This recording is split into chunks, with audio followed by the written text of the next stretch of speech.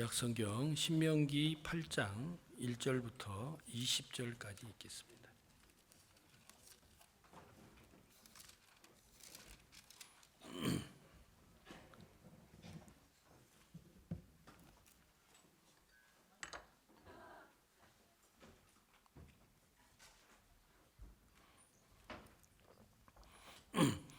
내가 오늘날 명하는 모든 명령을 너희는 지켜 행하라.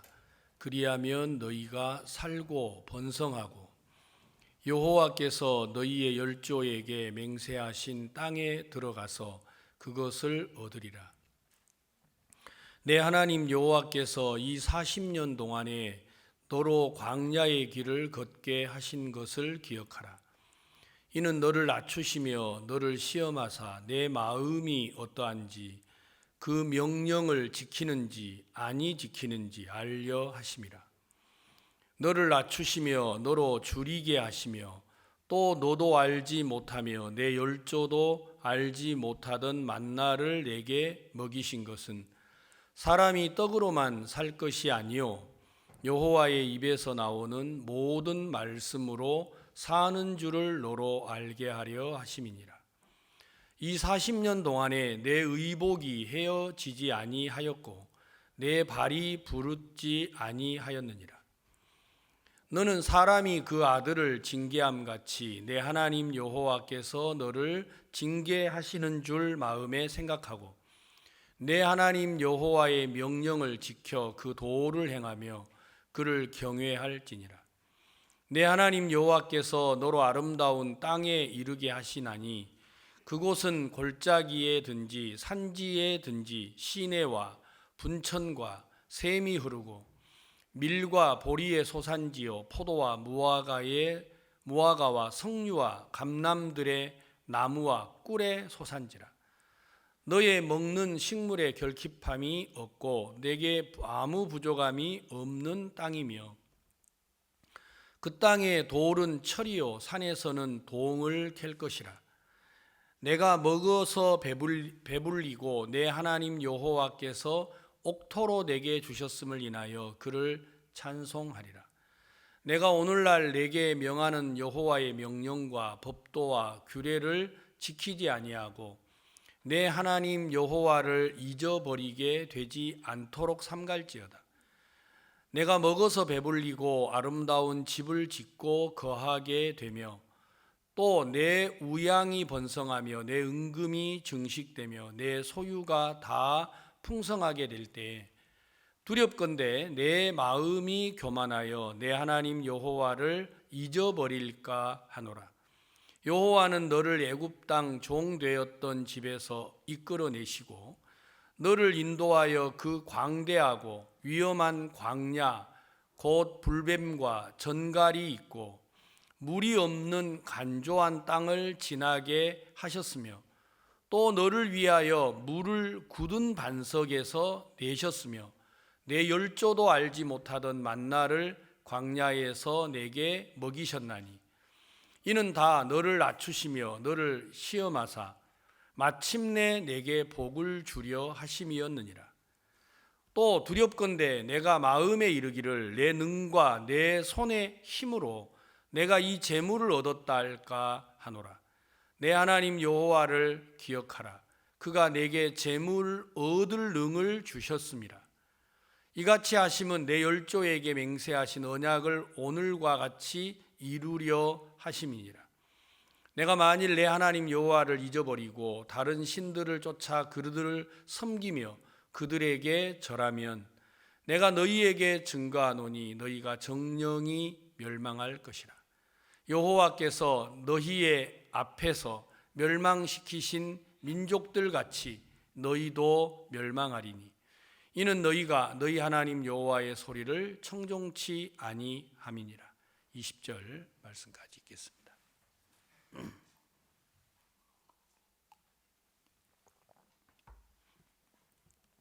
성경이 눈에 안 보이니까 되게 좀 어색하네요. 글씨가 보여야 되는데 앞에 있는 모니터는 보이는데 성경책이 안 보여서 조금 어색합니다. 저는 제가 오늘 이제 주일 예배를 드리려고 제가 어제부터 이런저런 생각을 혼자 좀 했습니다. 하다가 신앙 안에 두려움이 있다라고 하는 마음이 좀 제 마음에 있었습니다. 구원을 받지 아니한 성도들, 구원을 받지 아니하신 분들의 마음에 제가 이렇게 만나서 복음을 전하고 교제를 해보면 이분들이 말씀을 들을 때 예수님이 우리 죄를 다 씻었습니다 하시는 말씀을 들을 때까지는 너무 좋아하고 기뻐하다가도 그 말미에 이제 뭐라고 하시느냐면, 그러면 목사님 우리가 앞으로 죄를 지으면 어떻게 되나요? 이런 질문을 상당히 많이 하시더라고요. 이제 구원을 받은 분들도 이번에 제가 이제 남미에 가서 목회자들끼리 모여서 이렇게 이제 교제를 4일 동안을 했는데, 이분들이 이제 그 교제하고 나면 서로 이렇게 이제 많은 사람 말고 4명, 5명 이렇게 모여서 발표하고 또 그룹으로 교제하는 시간이 있습니다. 근데 이제 구원을 받은 성도들 마음 안에도 뭐가 있느냐면, 교회에서 말씀을 듣고 교제를 할 때는 너무 기쁘고 좋은데, 문득 한 분이 이렇게 말씀을 이렇게 들어가지고 간증을 하면서 뭐라고 말씀을 하시느냐면, 목사님 집에 돌아가면 제가 또 똑같아집니다, 이런 표현을 쓸 때 제가 깜짝 놀랐어요. 구원을 받으신 분들의 마음 안에도 구원받지 않았다고 하는 분들이 갖고 있는 그런 의심은 아니지만, 말씀을 들을 때는 이해가 가고 말씀을 들을 때는 그래 맞아, 하나님이 우리를 영원히 온전케 하셨어, 여기까지는 마음에 쉽게 믿음을 갖는데, 돌아서면 내가 이 말씀을 듣고 집에 가서 살아보니까 그렇게 안 되던데, 그러면 그 다음에 안 될 때는 어떻게 되지? 하는 이런 신앙의 두려운 마음들이 마음에 있다라는 걸 제가 좀 생각하게 됐습니다.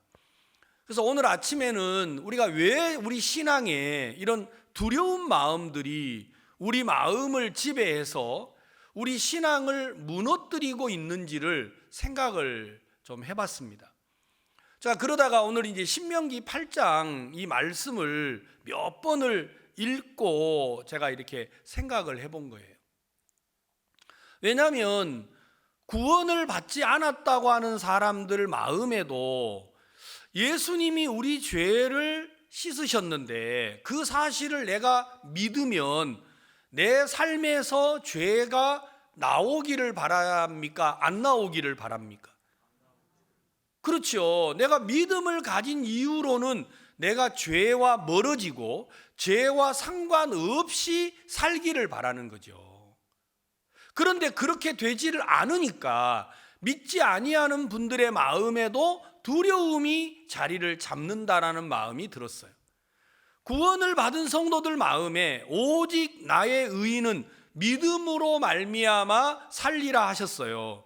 자, 그러니까 여러분이 믿음을 갖고 난 다음에는 여러분들이 육으로 흘러갈 걸 기대하세요? 안 흘러갈 걸 기대하세요? 믿음을 가졌으면 우리 마음이 세상과 더불어 살지 않고 말씀과 은혜와 하나님의 인도를 따라서 사라지기를 기대하고 있겠죠. 근데 여러분의 삶이 그러지 못한다라는 마음이 들면, 왜 나는 믿음을 가졌는데도 내가 이렇지? 믿음을 가졌는데 왜 나의 마음은 이 모양이지? 믿음을 가졌는데 나만 그런 게 아니고 내 아들도 그렇고 내 아내도 그렇고 내 남편도 그런다 하는 마음이 들면 여러분의 마음의 믿음이 흔들리기 시작을 하겠죠. 자, 그러니까 성도들 마음 안에 어떤 마음들을 가지고 있느냐면, 구원을 받으면 우리가 믿음에 이르면 우리는 어떤 사람이기를 바랍니까? 예, 성경이 말하는 것처럼 저가 한 제물로 거룩하게 된 자들을 영원히 온전케 하셨습니다.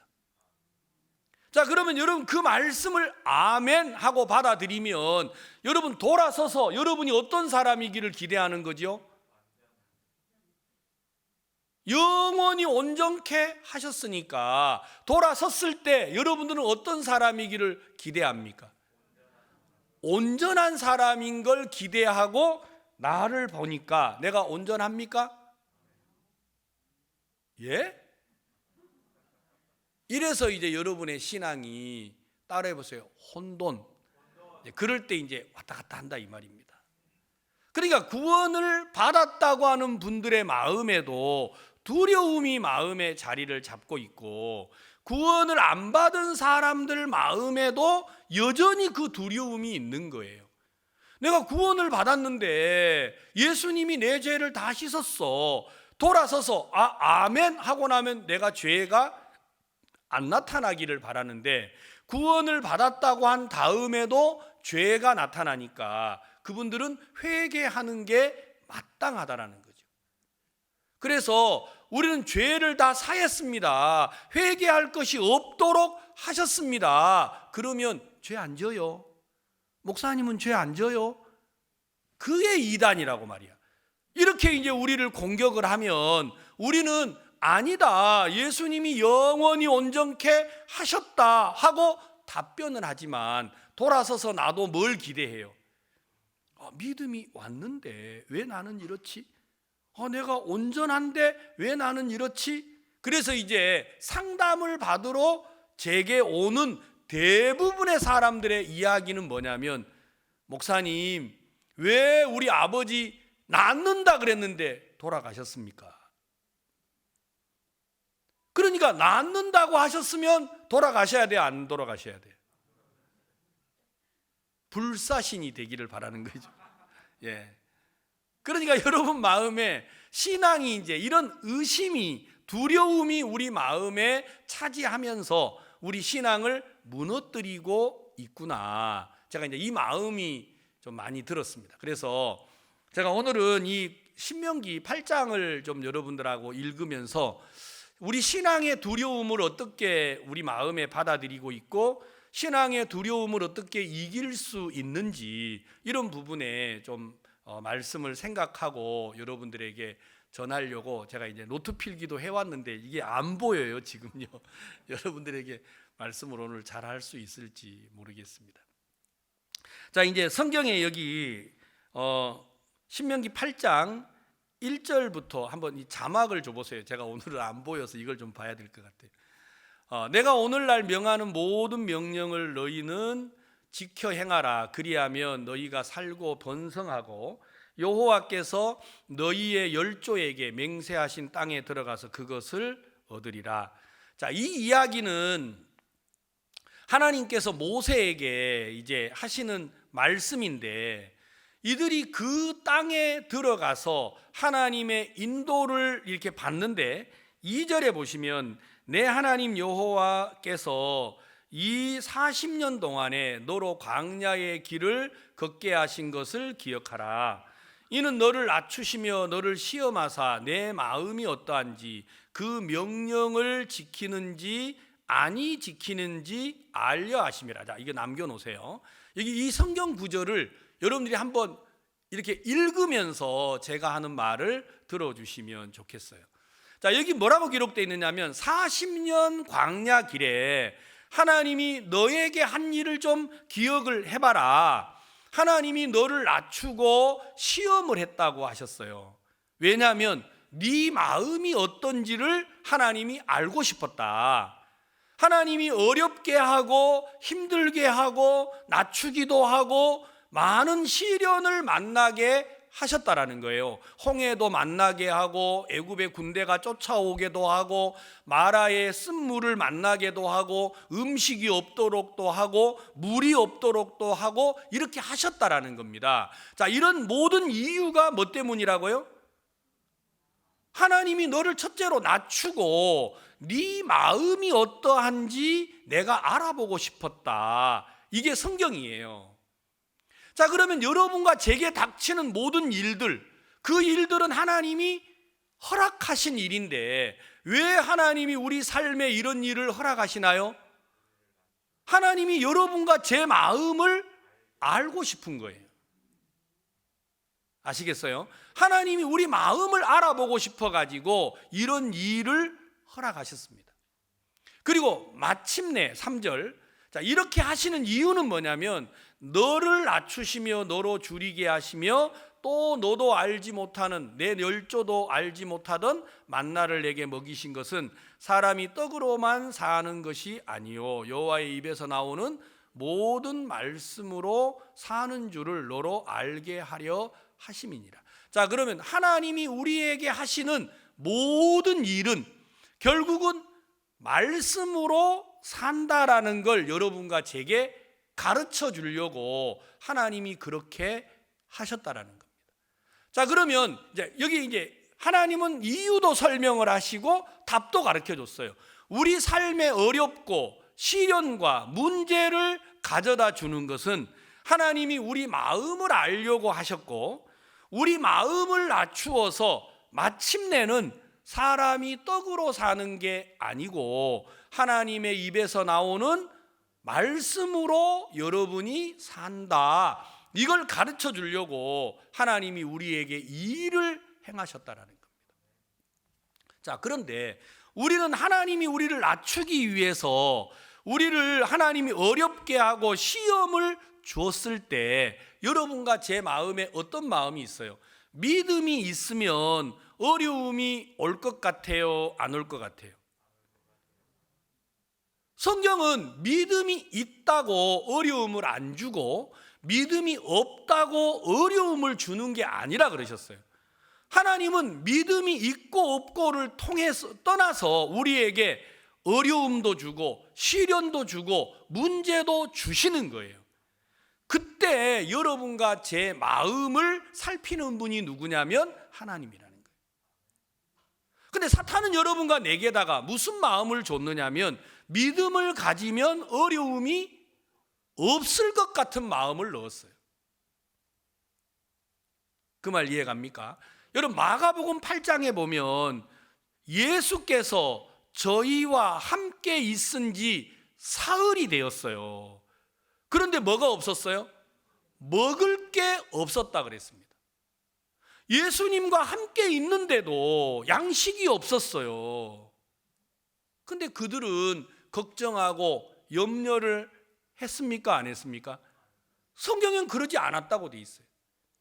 예수님과 함께 있는 동안에 3일 동안을 음식을 먹지 못했는데 여러분, 그들이 염려하는 게 아니고 예수님이 염려하시더라고요. 이들을 그냥 돌려보내면 기진하여서 길에서 죽게 될까 누가 염려를 했어요? 예수님이 염려를 하셨습니다. 그래서 보리떡 5개와 물고기 2마리로 5,000명을 먹였던 일이 일어난 거죠. 그러니까 성경은 이야기하기를 예수 그리스도를 믿는 믿음 안에 있으면 마치 우리가 어려움도 없고 문제도 없고 시련이 없을 것 같은 생각을 사탄이 넣어서 우리 마음에 말씀으로 살아야 하는 그리스도인의 삶을 무너뜨리려고 한다는 거예요. 여러분, 이 시간에 꼭 기억하세요. 하나님은 여러분에게 믿음이 없어서 어려움을 주거나 믿음이 있다고 평안을 주거나 이렇게 하지 않는다라는 겁니다. 하나님은 구원을 받은 성도들 모두가 다 오직 말씀으로 사는 이 믿음의 삶을 가르치고 싶은데 그 일을 인하여서 하나님은 우리에게 어려움도 주고 기쁨도 주고 감사도 주고 하나님은 때로는 시련도 주고 우리를 낮추기도 하고 문제도 만들어 가시는 겁니다. 그 일을 통해서 하나님은 마침내 여러분과 제게 복을 예비하고 있는데 사탄은 여러분과 내 마음에다가 그 틈바구니에 다른 마음을 집어넣습니다. 그러니까 하나님께서 이 땅에 첫 번째 역사하실 때 이 땅은 혼돈하고 공허하고 흑암이 깊음 위에 있었습니다. 그때 하나님은 빛을 창조하셔서 혼돈되고 공허하고 흑암이 깊은 이 땅을 생명이 소성하는 땅으로 바꾸어 주신 거예요. 그러니까 하나님은 여러분과 나에게 혼돈하고 공허하고 흑암이 깊음을 전혀 문제라고 말하지 않습니다. 여러분 마음에 시련이 있고 고통이 있고 어려움이 있는 건 문제가 아닌 거예요. 도리어 그런 어려움 앞에 섰을 때 여러분과 제 마음에 하나님을 믿는 믿음이 있다면, 맞아, 하나님은 혼돈을 온전케 하신 분이야, 하나님은 공허한 마음을 바꾸신 분이야, 하나님이 보시기에 좋도록 그 여호와를 믿는 믿음이 있다면 우리는 그 상황에서 소망을 만들어낼 수가 있는데, 사탄이 여러분과 내 마음에 찾아와서 너 믿음이 있다며, 너 구원받았다며, 그런데 왜 너 마음이 이래? 그런데 왜 네 마음에 이런 어두움이 있어? 마치 구원을 받고 믿음을 가지면 어두움도 없고 문제도 없고 시련도 없어야 할 것 같은 생각을 우리 안에다가 사탄이 넣었다라는 겁니다. 그렇지가 않죠. 여러분, 하나님께서 우리에게 하시는 일들이 너무너무 감사한 거예요. 제가 백내장 수술을 하러 목사님께서 임 목사, 자네 그 눈이 잘 안 보이는 건 아무래도 네 눈에 문제가 있어. 목사님 괜찮습니다. 저 안경 끼고 있어서 괜찮습니다. 그러니까 괜찮은 게 아니고 빨리 가서 수술해라 그러시더라고요. 그래서 그런가 하고 이제 가서 제가 이제 검사를 해봤는데, 저도 이제 나이가 그렇지가 않는데 백내장이 시작이 됐더라고요. 사진에 보니까. 그래서 제가 이제 수술을 하고 나서 제가 이야기를, 저도 이제 뭐 눈이 감겨 있으니까 수술하고 나서 의사한테 제가 이야기를 했어요. 우리 부산에서 어떤 일을 하고 있는지. 근데 이 의사분이 수술하고 나서 제가 이제 다 이제 수술 끝나고 진료한 다음에 이제 부산으로 오려고 하는데 저를 다시 부르더라고요. 목사님 잠깐만, 제가 뭐 또 진료 새로 하실 게 있습니까? 아니요, 제가 목사님 부산에서 그 칸타타 하시는 이야기를 제가 듣는데 내 마음에 내가 이분을 도우면 복을 받겠다라는 생각이 자기 마음에 든다고 하더라고요.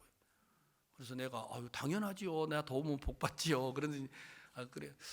그래서 그런가 하고 이제 말았더니 이분이 저한테 봉투를 하나 만들어 가지고 부산 칸타타에 자기가 돈을 주겠다고 봉투를 하나 마련했더라고요.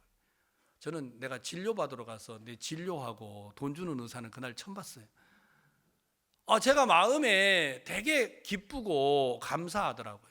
자, 이제 이러면 믿음이 있으면 돈 봉투 주나요? 근데 이제 우리도 모르는 사이에 어떤 마음이 있어요?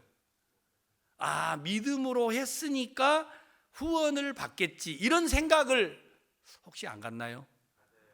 이제 믿음이 없는 사람은 그렇게 돕는 사람이 일어나요, 안 일어나요?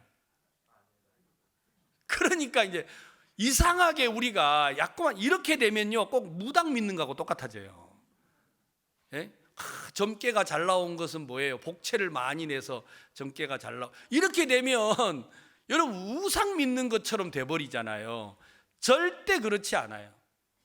여러분이 꼭 기억하세요. 하나님은 때로 우리를 높이기도 하고 낮추시기도 하고, 하나님은 때로 심기도 하고 세우기도 하고 뽑기도 하고, 하나님은 이걸 세상 끝날까지 하신다 그랬어요. 하나님은 당신이 원하는 대로 심고 당신이 원하는 대로 뽑고, 하나님은 원하는 대로 세우고 원하는 대로 무너뜨리는 거예요. 무엇을 보신다고요? 너희의 마음을 살핀다라는 거예요. 여러분, 그때 우리가 하나님을 기억하고 하나님에게로 돌아가야 하는데 사탄이 우리 마음에다가 다른 생각을 집어넣었어요. 어떤 생각? 우리가 믿음을 가지면 마치 어려움이 없을 것 같은, 믿음을 가지면 우리가 죄가 없을 것 같고, 믿음을 가지면 뭔가 우리는 영원히 흔들리지 않을 것 같은 이상한 마음을 집어넣었어요. 여러분, 구원을 받았으니까 내가 안 흔들려야 하는 게 아닙니다. 만약에 여러분과 제가 구원을 받은 순간부터 안 흔들리면 우리는 예수님을 깨닫지 못할 거예요. 그렇지 않나요? 왜 우리 주님이 세상 끝날까지 항상 너희와 함께 있습니까? 그 말은 우리가 구원을 받고도 예수님이 항상 필요해야 한다면 나는 어떤 사람이어야 돼요? 구원을 받고도 흔들릴 사람이라는 걸 알아야 여러분 곁에서 영원히 함께 하신 예수님을 여러분 마음에 기억하겠죠. 여러분과 제가 신앙의 어려움을 겪는 이유가 어디에 있느냐? 하나님은 예수 그리스도가 여러분 안에 들어와서 여러분 세상 끝날까지 여러분과 항상 함께 있도록 하신 분이 바로 하나님이에요. 그렇다면 하나님은 언제 우리에게서 하나님이라는 존재가 영광을 받겠습니까? 내가 구원을 받고 그 순간부터 내 눈에 보이는 완벽함이 되어 있다면 우리는요, 예수님을 필요로 하지 않을 거예요. 여러분, 참으로 완전하고 완벽한 건 그리스도와 함께 할 때예요. 내가 그리스도 안에 있을 때 가장 완벽한 거예요. 다 같이 아멘 해보세요. 아멘. 근데 사탄은 여러분과 저를 구원을 받고 난 이후에 우리를 예수님 밖으로 빼내려고 해요. 그래서 구원을 받고도 자꾸만 누구를 쳐다봐요? 나를 쳐다보고 내 안에서 완전함을 찾게 속이는 거예요. 내 안에서 믿음이 나오기를 속이는 거예요. 그렇지 않아요. 여러분, 제가 부산 대연교회에 와서 우리 성도들을 바라보면서 누가 믿음이 있나 하고 바라볼 때 누가 예배를 잘 나오나, 누가 헌금을 많이 하나, 누가 후원을 잘 받나, 그걸로 믿음의 척도를 한다면 여러분, 여기에 믿음을 말할 사람이 몇 명이나 있겠어요? 여러분, 그렇게 믿음을 말하면 우리는 하나님께 은혜 입을 게 아무것도 없습니다.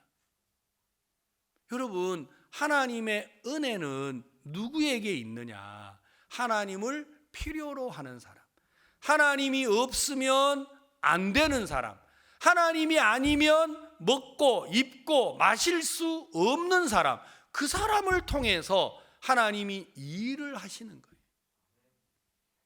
저는요, 제가 이 교회 안에 목사라는 게 얼마나 감사하냐면, 저는 예전에는 내가 목사가 돼서 성도들보다 제가 더 뛰어나야 된다고 생각을 한 적이 있습니다.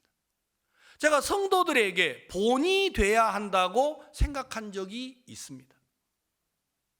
그러니까 내가 목회자로서 허물이 나타나고 연약함이 나타나면 내가 스스로 내 자신에게 매여서 내가 목회를 할 수 없는 사람이 되더라고요. 저는 교회를 떠나간 목회자들이 있잖아요. 이분들은 못나서 갔다고 저는 생각지 않습니다. 그들은 왜 교회를 떠나가느냐? 이유는 하나입니다. 마음에 예수 그리스도보다 자기가 크니까 부끄러움 당하고 무시받고 업신여김을 받는 걸 싫어하는 거예요. 여러분, 예수님이 크면 내가 못난 게 어때요? 내 어리석은 게 어때요? 내 미련한 게 어때요? 안 그렇습니까? 네가 어떻게 목사가 됐어? 맞습니다. 나 같은 사람이 어떻게 목사가 되겠습니까? 그래서 하나님이 나를 세웠습니다. 여러분, 사도 바울이 사도라고 하니까, 이방인의 사도라고 하니까 모든 사람이 인정했나요? 불신을 했나요? 아무도 인정하지 않았어요. 그래서 사도 바울이 뭐라 그랬습니까? 내가 청거서를 들고 너희들에게 가야 하냐? 하나님이 나를 세웠다. 가장 못난 나를 하나님이 이방인의 사도로 세웠다. 근데 아무도 사도 바울을 인정해 주지 않았습니다. 왠 줄 아십니까? 그는 하나님을 믿는 하나님의 사람들을 죽이는데 가편투표를 하고 앞서서 하나님 믿는 사람들을 잡아다가 감옥에 가뒀던 사람이 사도 바울입니다. 그러니까 그런 사람이 사도라고 하니까 누가 인정해 줍니까? 그래서 바울은 날마다 누구를 바라볼 수밖에 없었어요. 그는 날마다 하나님을 바라볼 수밖에 없었습니다. 여러분, 날마다 하나님을 바라고 의지하는 그게 바로 믿음의 삶입니다. 만약에 우리가 조금이라도 나를 신뢰하고 자랑할 만한 것이 있다면 우리는 하나님을 안 믿을 거예요. 사랑하는 성도 여러분, 부산 대연교회 장로가 되면 완벽해야 하는 게 아닙니다. 여러분, 절대로 속지 마세요. 부산 대형교회 장로는 완벽해야 되는 게 아니고 성도들보다 부족함을 인정해야 합니다. 부산 대형교회 집사가 완벽해야 하는 게 아니에요. 정말 성도들 앞에 나는 그런 사람이 아닙니다. 그래서 내게는 예수님이 필요합니다. 이게 집사로 가장 훌륭한 조건을 갖춘 사람. 여러분, 부산 대형교회 목사는 성도들 앞에서 머리를 들 수 있는 사람이 아니에요. 나는 정말 성도들보다도 가장 못나고 비천한 사람입니다. 그래서 하나님으로 말미암아 서야 하고 사람들의 무시와 조롱을 여러분 받아들일 수 있어야 그게 목자로서 자격이 있는 거예요. 여러분, 어떤 엄마가, 어떤 아빠가 자식들 앞에 떳떳한 엄마 아빠가 어디 있어요? 안 그래요? 자식들한테 떳떳한 엄마 아빠 있어요? 없어요. 그런 엄마 아빠는 계모나 그렇죠. 정말이에요. 계모나 당당하고 떳떳한 거지요. 진짜 엄마는요, 자식들한테 늘 미안하고 늘 부족하고, 아이고 내 밑에서 안 태어났더라면 이 자식들이 공부라도 잘했을 텐데, 잘 먹었을 텐데. 제가 우리 어머니에게 전도를 하는데 우리 어머니한테 전도가 안 되는 거예요. 아무리 예수를 믿으라 그래도 죄가 없대요. 죄 없는 어머니를 죄인으로 만드는 게 너무 어렵더라고요. 제가 11년 만에 우리 어머니가 내가 아무리 생각해봐도 난 네 오는 게 무섭다. 올 때마다 어떻게 자기를 낳아준 어머니 보러 자꾸 죄 있다 그러냐 이놈아. 내가 그래서 네 오면 벌써 불안하다. 그래서 내가 생각을 해봤다. 저놈이 도대체 왜 날 보러 죄 있다고 하나. 그래 생각해 보니까 나도 죄가 있더라. 너 아버지한테 시집온 죄가 있다. 내가 11년 만에 우리 어머니 입에서 나오는 이야기를 듣는데 막 하늘이 무너지는 것 같더라고요. 내가 어떻게 해서 우리 어머니가 진짜 마음에 죄인이 될 수 있을까 하고 막 몇 날 며칠을 생각하다가 제가 우리 어머니 죄를 알게 됐어요. 우리 어머니가 진짜 스스로 죄인이라고 생각할 만한 이야기를 좀 해야겠더라고요. 그래서 이제 어머니, 제가 어머니한테 유산을 많이 물려받은 적이 있습니다. 그러니까 우리 어머니가 막 깜짝 놀라더라고요. 내가 뭘 줘? 내가 네한테 뭘 줬다고? 아니요. 우리 어머니 이제 그렇게 총기가 있으시더니 나이가 드셨나 기억력이 없어지네. 그랬더니 야 이놈아, 말을 알아듣도록 해. 내가 무슨 유산을 물려줘? 아니 어머니 내한테 유산을 많이 물려줬죠. 내가 뭘 물려줘? 아이고 봐, 이거 봐, 이거 기억도 없는 거 봐. 우리 어머니 이제 나이가 드셨는가 봐. 그러니까 이놈 자식이 말을 알아듣도록 해보라 그러더라고요. 어머니 진짜 기억이 안 나요. 내한테 얼마나 많은 유산을 물려줬는데. 그러니까 이제 우리 누나들, 형들은 우리 몰래 돈 줬나 다 막 이러고 있는 거예요. 어머니 생각 잘 해보세요. 야 이놈아, 나는 너를 볼 때마다 내가 한이 진 게 하나가 있다. 내가 찰밥 한 그릇을 해주지 못해서 늘 내 마음에 매여 있는데 뭔 유산은 어느 죽을 유산이냐. 그 내가 어머니 진짜 내가 이야기해 드릴까요? 이야기해봐라. 어머니가 내게 물려준 유산은 가난과 배고픔이라고. 우리 어머니가 그 얘기를 듣더니 막 뭐 말 안 해도 그냥 눈물 바다가 되더라고요. 그런데 어머니, 내가 이 가난과 배고픔 때문에 나는 하나님을 만났어요. 그래서 나는 이 세상에 어머니 아버지가 제일 고마워요. 그때 우리 어머니가요 비로소 내한테 속 얘기를 하더라고요. 나는 네가 언젠가는 이 얘기를 할 거라고 생각했다. 못 먹이고 못 입힌 부모에 대하여서 원망하고 저주하고 나를 탓할 거라고 생각을 했는데 그 얘기를 본인이 못하고 사신 거예요.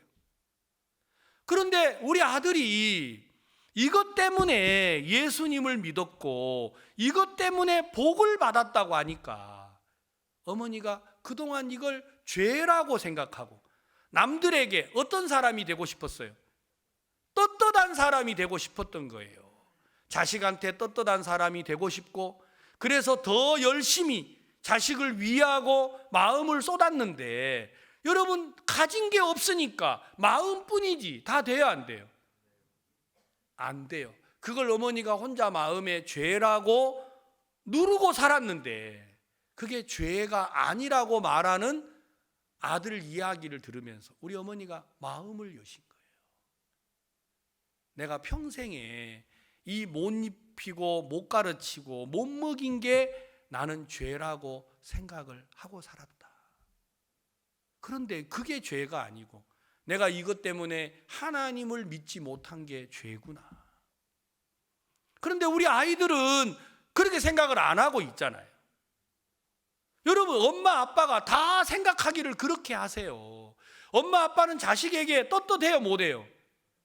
떳떳지가 못해요. 조금 더 잘해줬으면, 조금 더 잘했으면 그게 엄마 아버지 아니에요? 그런데 아이들이 생각할 때는 그게 아니에요. 아이들은 자기 스스로 생각하기를 뭐가 죄라고 생각해요? 내가 못해서 그게 죄라고 생각해요. 아니에요. 그건 죄가 아니에요. 못한 건 부모가 죄라고 여기고 있어요. 못한 게 문제가 아니라 그런 부모의 마음을 받아들이지 못하고 있는 게 진짜 죄예요. 하나님은 여러분과 제가 하나님을 떠나서 거스리고 대적하는 걸 죄라고 여기고 있지 않아요. 그 죄는 하나님이 완벽하게 온전하게 할 수 있어요. 그런데 그런 하나님의 마음과 여러분의 마음이 다른 거예요. 하나님은 아담과 하와에게 선악을 알게 하는 나무 열매를 먹지 말라고 했는데 이걸 먹으면 죽는다고 했잖아요. 근데 마귀는 찾아와서 뭐라고 했죠? 결코 죽지 않는다고 했습니다. 하나님하고 마음을 다르게 만들어놨어요. 이게 사탄이 하는 일이에요. 사단이 하는 일은 여러분 보러 살인해라, 간음해라, 도적질해라 이렇게 하는 게 아니고 사탄이 하는 가장 강교한 일은 하나님과 여러분의 마음을 다르게 하는 거예요. 어떻게 하는 거라고요? 하나님과 마음을 다르게 하는 거예요. 그래서 하나님은 이걸 먹으면 정령 죽는다고 하는데 사탄은 결코 죽지 않는다고 우리를 속였단 말이에요. 사단은 오늘도 여러분에게 찾아와서 여러분이 하나님 앞에 믿음의 삶을 살려면 여러분이 완벽해야 한다고 속여요. 그러나 하나님은 우리에게 누구를 주셨어요? 우리가 완벽하기를 원하는 게 아니고 여러분이 그리스도 안에 있기를 바라는 거예요. 다 같이 아멘 해보세요. 아멘. 자, 여러분 속지 말아야 돼요. 여러분이 완벽해지는 게 신앙이 아니에요. 신앙은 여러분이 완벽해지는 게 아니고 여러분을 완전하게 하신 그리스도 안에 있는 거예요. 여러분, 요한복음 8장에 간음하다가 현장에서 잡힌 여자가 있어요. 이 여자를 예수님이 만나서 사람들은 돌로 때려 죽이려고 하는데 예수님은 여자에게 말했어요. 너를 정죄한 자가 있느냐? 없습니다. 그리고 돌아보니까 여자 외에는 예수님 말고는 아무도 없는 거예요. 그래서 나도 너를 정죄하지 아니하노니 가서 다시는 죄를 범치 말라 하고 돌려보냈어요. 자, 여러분, 이 여자가 돌아가면서 여러분처럼 생각해요? 내가 집에 가서 또 간음하면 어쩌노? 성경에 이런 글이 없더라고요. 안 그래요? 여러분, 말씀을 듣고 여러분 마음에 집에 가면 똑같아질 텐데 왜 그 생각을 해요? 여러분 마음에 왜 그 생각에다가 마음을 내어주느냐? 여러분 마음에 정확하게 예수 그리스도 안에 있으려고 하지 않기 때문에 사탄이 여러분들을 속이는 거예요. 여러분, 간음하다가 잡힌 여자, 여러분 남편 있는데 간음을 했던 이런 여자니까 이 여자가 여러분 마음에서 내가 또 이 속에 빠지면 어쩌지? 얼마든지 우리는 생각할 수 있다고 생각하는데 이 여자는 그러지 않더라고요. 자, 여러분 성경 하나 찾아보겠습니다. 열왕기하 4장을 보겠습니다.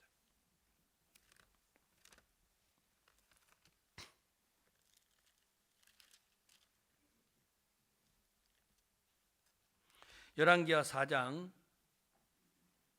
8절, 여기 자막을 좀 줘보세요. 8절.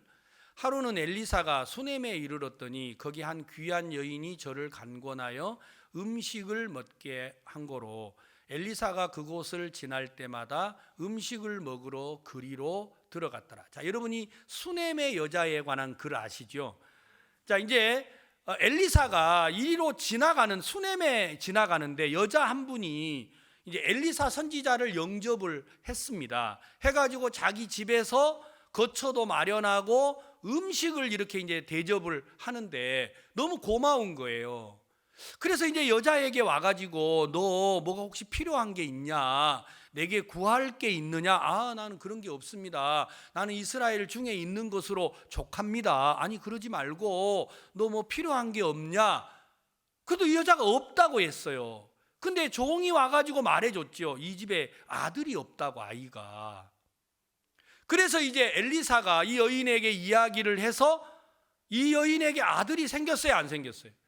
생겼어요. 얼마나 기뻐요.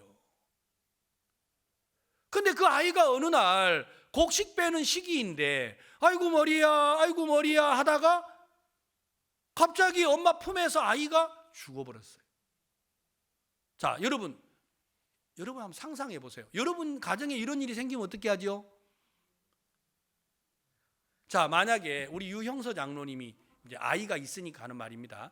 아이가 없어가지고 막 기도를 저한테 받으러 왔어요. 목사님, 우리 이자매가 아이를 못 갖습니다. 기도 좀 해주세요. 그래가지고 기도를 했는데 지금 이 집에 얘가 3명이에요.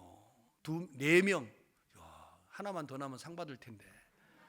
자, 4명인데 아이가 이제 하나도 없었어요. 그런데 갑자기 4명을 낳아가지고 잘 살고 있는데 아이고 머리야 하더니 여러분 4명이 죽었어요. 그럼 어떻게 할까요? 여러분 성경을 읽을 때 그냥 읽지 마시고 이게 여러분의 이야기라고 생각하고 읽어보셔야 돼요. 그러면 여러분 생각에 뭐라 하겠어? 유장로가 왜 자식이 죽나? 뭔가 문제가 있지 않나? 우리는 그런 생각해야 안 해요? 왜 죽겠어? 왜 다 죽겠어? 왜 갑자기 아프다가 죽겠어? 뭐 별 생각을 다 하잖아요. 근데 여러분 여기 보시면 여기 열왕기하 4장 19절 이제 아이가 죽었어요. 아이가 죽었는데 자, 19절 보세요. 그 아비에게 이르되 내 머리야 내 머리야 하는지라 그 아비가 사환에게 명하여 그 어미에게로 데려가라 하며. 자, 계속 넘겨보세요. 곧 어미에게로 데려갔더니 낮까지 어미의 무릎에 앉았다가 죽은지라. 자, 죽었습니다. 아이가. 그 어미가 올라가서 아들을 하나님의 사람의 침상 위에 두고 문을 닫고 나와서 그 남편을 불러 이르되 청컨대 한 사환과 한 나귀를 내게로 보내소서. 내가 하나님의 사람에게 달려갔다가 돌아오리이다. 야, 나는 이 아침에 이 글을 읽다가 정말 이런 일이 우리 교회에 있나? 만약에 여러분 우리 유장로님이 아이가 죽었어요. 그러면 이제 자매님을 불러가지고 여보 우리 아이가 죽었어. 조금만 기다려. 자동차 키 좀 줘봐. 이때 당신은 이제 뭐 나귀를 타고 갔지만 요즘에는 자동차를 타고 오겠죠. 내 자동차 타고 교회 좀 빨리 갔다 올게. 뭐 하러요? 아, 우리 목사님 좀 만나러. 그래 하실까요? 예? 아멘 소리가 영 시원찮네요. 여러분 그래 할 것 같아요? 안 할 것 같아요? 여러분 안 할 것 같죠? 근데 이 여자는 저는 아침에 이 글을 읽다가 깜짝 놀랐어요. 이 여자는 대뜸 있잖아요. 아이가 죽었어요. 조금만 기다려봐요. 내가 문 닫아놓고 어디로 쫓아가는 거예요? 엘리사에게 쫓아가요. 자, 그 다음 성경 구절 한번 올려줘 보세요. 그 남편이 가로되 초하루도 아니요 안식일도 아니오늘 그대가 오늘 어찌하여 저에게 나아가고자 하느뇨. 여인이 가로되 평안이니이다. 여자가 나귀의 안장을 지우고 자기 사환에게 이르되 모라 앞으로 나아가라. 내가 말하지 아니하거든 나의 달려가기를 천천히 하지 말라 하고 드디어 갈멜산의 산으로 가서 하나님의 사람에게로 나아가니라. 하나님의 사람이 멀리서 저를 보고 자기 사환의 게하시에게 이르되 저기 수넴 여인이 있도다. 너는 달려가서 저를 맞아 이르기를 너는 평안하냐 내 남편이 평안하냐 아이가 평안하냐 하라 하였더니 여인이 대답하되 평안하다 하고. 이거 평안 안 하잖아요. 죽었으니까. 그렇죠? 산에 이르러 하나님의 사람에게 나아가서 그 발을 아는지라. 게하시가 가까이 와서 저를 물리치고자 하며 하나님의 사람이 가로되 가만히 두라. 그 중심에 괴로움이 있다마는 여호와께서 내게 숨기시고 이르지 아니하셨도다. 여인이 가로되 내가 내 주께 아들을 구하더이까 나를 속이지 말라고 내게 말하지 아니하더이까. 엘리사가 게하시에게 이르되 내 허리를 물고 내 지팡이를 손에 들고 가라. 사람을 만나거든 인사하지 말며 사람이 내게 인사할지라도 대답하지 말고 내 지팡이를 그 아이 얼굴에 놓으라. 자, 여러분 엘리사는 말 안 했지만 이 집에 문제가 있는 걸 알았어요? 몰랐어요? 알았습니다. 그리고 이 아이를 살려낸 내용이 여기에 적혀 있어요.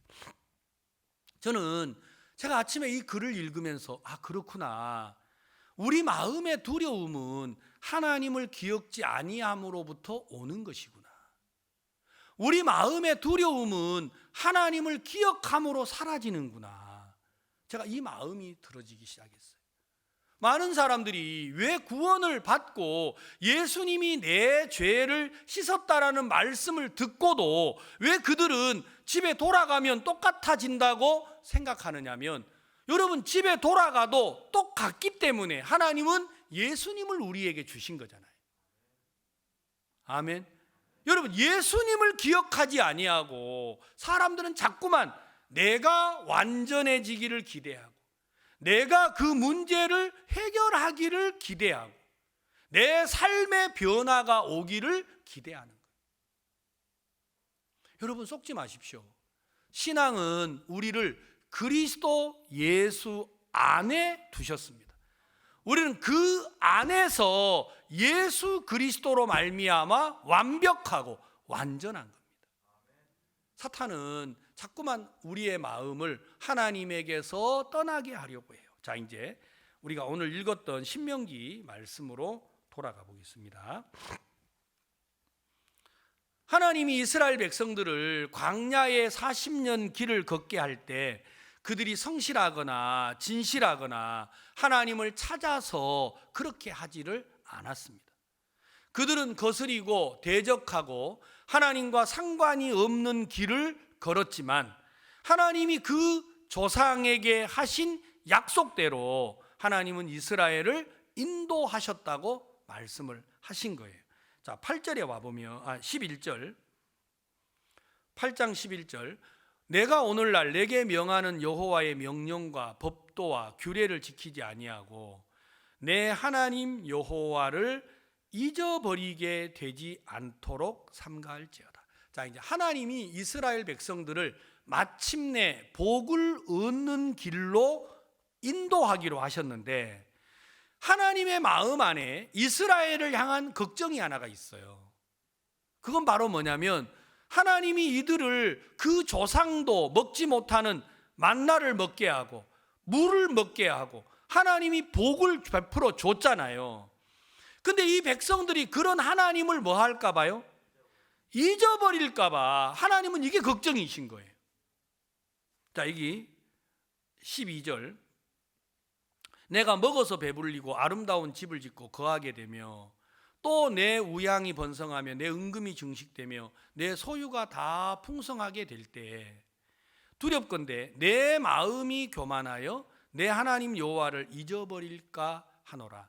여호와는 너를 애굽 땅 종되었던 집에서 이끌어내시고 너를 인도하여 그 광대하고 위험한 광야 곧 불뱀과 전갈이 있고 물이 없는 간조한 땅을 지나게 하셨으며 또 너를 위하여 물을 굳은 반석에서 내셨으며 내 열조도 알지 못하던 만나를 광야에서 내게 먹이셨나니 이는 다 너를 낮추시며 너를 시험하사 마침내 내게 복을 주려 하심이었느니라.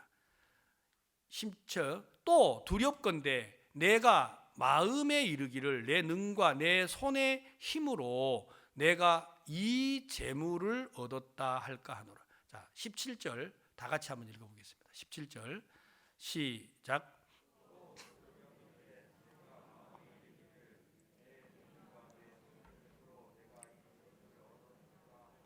자, 여러분 하나님은 우리에게 계획을 가졌어요. 어떤 계획이냐면 하나님은 우리를 낮추고 시험을 해서 우리 마음을 알고 싶었다고 하셨죠.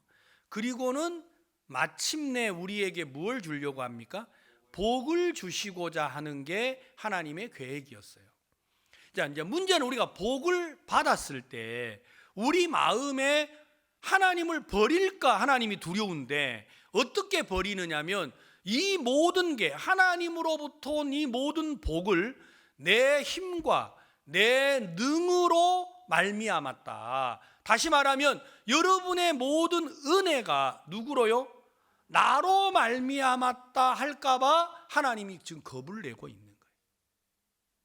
그러면 우리는 하나님과 멀어져야 안 멀어져요? 멀어지는 거예요. 그러니까 여러분과 제 마음속에 찾아오는 두려움, 그러니까 믿지 아니하는 사람들 마음에나 믿음을 가졌다고 하는 성도들 마음에나 사탄은 두려움을 집어넣으려고 합니다. 근데 그 두려움은 어떻게 찾아온다고요? 여러분 마음속에 하나님을 기억지 아니함으로 여러분 마음에 그 두려움이 밀려오는 거예요. 자, 그렇다면 하나님은 언제 우리에게 은혜를 베풀었습니까? 우리가 아직 연약할 때, 우리가 아직 죄인 되었을 때에 여러분 하나님께서 우리를 위하여 그 아들 예수 그리스도를 십자가에 못 박았기 때문에 하나님은 우리의 연약함이나 우리의 부족함을 절대로 문제 삼지 않습니다. 여러분 아멘 하세요. 정말이에요. 여러분의 부족함이나 연약함을 하나님은 절대로 문제 삼지 않아요. 저는 너무 오랫동안 내 부족한 게 신앙의 문제라고 생각했어요. 그래서 내가 부족하고 연약할 때 부끄러워하고 내가 성도들 앞에 낯뜨거워하고 그러면서 내 스스로 겸비하고 겸손하고 그러면 나는 신앙이 된다고 착각을 했어요. 그러니까 구원받고도 제 삶에 자유가 없는 거예요. 허물진 나를 바라보면서 내가 머리는 숙일 줄 알지만 내가 하나님으로 인하여서 당당하지 못했어요. 그러니까 우리 교회가 전부 다 위선적인 사람만 만들어져 간다는 겁니다. 여러분 우리 교회는 못난 사람도 잘난 사람도 하나님을 믿는 믿음이 없을 때 부끄러움을 당하는 거예요. 여러분이 어떤 사람이라도 하나님을 믿는 믿음을 가지면 하나님은 그를 통해서 당신의 능력을 나타내실 겁니다. 그걸 보고 성경에 교회라고 하신 거예요. 교회. 그래서 교회는 능력 있는 사람을 필요로 하지 않습니다. 교회는 못난 사람을 필요로 하는 게 아니고 교회는 주를 의지하는 이들이 쉬는 곳이 바로 교회예요. 여러분, 여기 와서 하나님으로 말미암아 쉴 수 있는 그 사람, 사탄은 그걸 못하게 하려고 여러분 마음속에다가 내 힘, 내 능력을 자꾸만 부추겨서 나로 말미암았다고 여러분과 나를 속인다라는 거예요. 신앙은 우리가 잘해야 하는 게 아닙니다. 우리가 못해야 하는 것도 아닙니다. 여러분이 어떠한 위치, 어떠한 환경, 형편에 있든지 간에 그곳에서 여러분과 영원히 함께 하시는 하나님을 기억하세요. 그래, 맞아. 내가 가서 흔들려. 그러니까 하나님이 나와 함께 있는 거지. 여러분, 흔들리는 자신 때문에 어려워하지 말고, 여러분, 엠마오로 내려가는 두 제자, 예수님을 보고 무안을 주면서 오늘날 당신은 근일에 예루살렘에서 무슨 일이 일어났는지 몰라요? 하고 막 무안을 주던 그런 제자들도 예수님은 그 마음을 이끌어서 다시금 예루살렘으로 돌아가게 하고 약속을 기억하게 하고 그렇게 인도해 주었잖아요. 아멘. 그분이 바로 우리를 구원하신 예수님입니다. 자, 그렇다면 여러분들이 연약하고 허물져서 세상과 더불어 흘러가고 있을 때, 그래 이놈 너 의리 없는 놈, 내가 너를 위하여 십자가를 졌건만 네가 세상과 짝해? 너 잘 되는가 봐라. 에라 이 나쁜 놈아. 세상이야 그렇게 하죠. 하나님은 절대로 그러지 않는다니까요. 아시겠습니까? 아, 그래, 하나님이 그러지 않으니까 막 우리 죄 짓고 살자. 죄 짓고 사는 건 여러분 자유예요. 안 그래요? 언제는 막 안 살았겠어요? 전에도 막 살고 지금도 막 살아요. 그렇지만 여러분 마음에 정확하게 이런 나를 향하신 예수 그리스도를 여러분들이 기억하면 여러분의 삶에 변화가 일어나는 겁니다. 누구로 말미암아서요? 내 힘이나 내 능이 아니라 예수 그리스도로 말미암는 능력이 여러분의 삶에 나타나는 것입니다. 저는 그 사실이 너무도 감사하고 놀라운 거예요. 하나님께서 정말 우리 교회 속에 하시고자 하는 일이 뭘까? 사람들은 믿음을 가지면 변화가 일어나기를 바라지만 진정한 변화는 여러분 안에 계신 그리스도를 기억하는 거예요. 그거보다 더 큰 변화는 없어요. 만약에 내 안에 그리스도가 계심을 믿는다면 그리스도는 연약한 나를 그냥 두시겠어요? 부족한 나를 그냥 두시겠어요? 절대 그러지 않을 겁니다. 절대 그러지 않을 겁니다.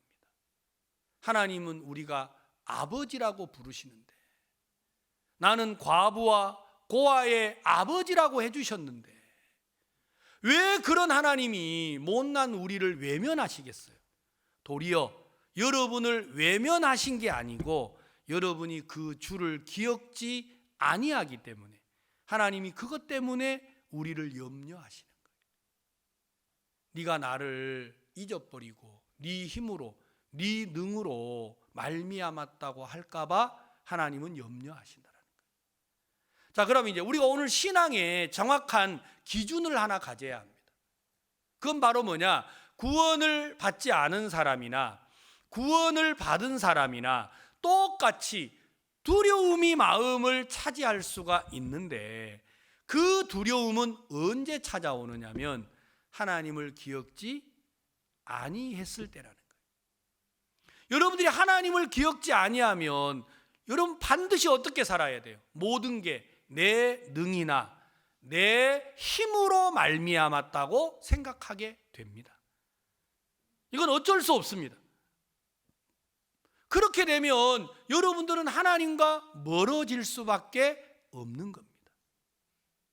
그런데 하나님은 우리 삶에다가 어려움이나 시련이나 문제를 보내서 마침내 우리를 어느 길로 인도하려고 합니까? 복을 주시는 길로 우리를 인도하려고 합니다.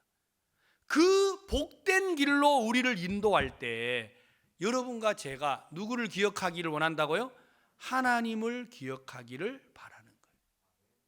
그러면 우리 삶에 너무 큰 복이 임하는 거예요.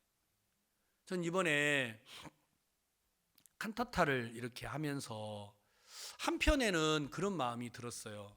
우리 성도들이 나를 별로 안 좋아하겠다. 왜냐하면 자기 혼자 믿음으로 하지.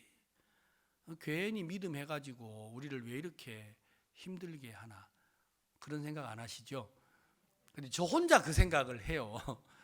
왜냐하면 제가 봐도 너무 이게 많아요. 근데 우리 목사님은 절 보러 믿음이 없대요.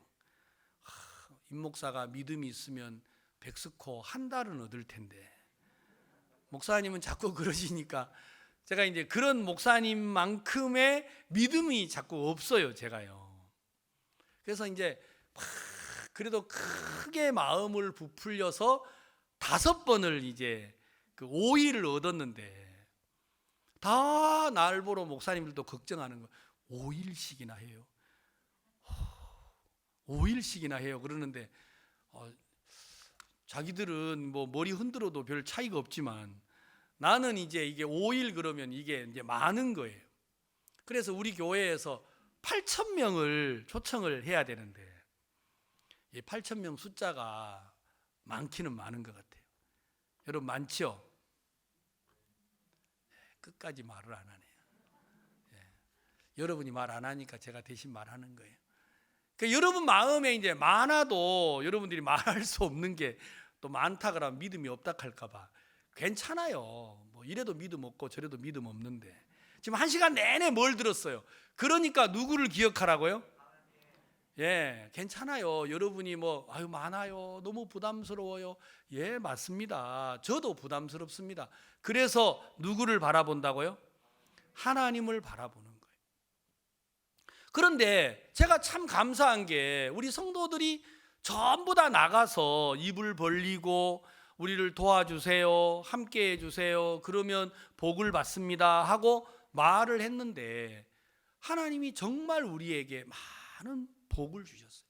우리가 3억 2천만 원 정도 이제 물질이 필요한데 여기저기서 도와가지고 우리 이제 도움을 받는 게 많이 줄어들었어요.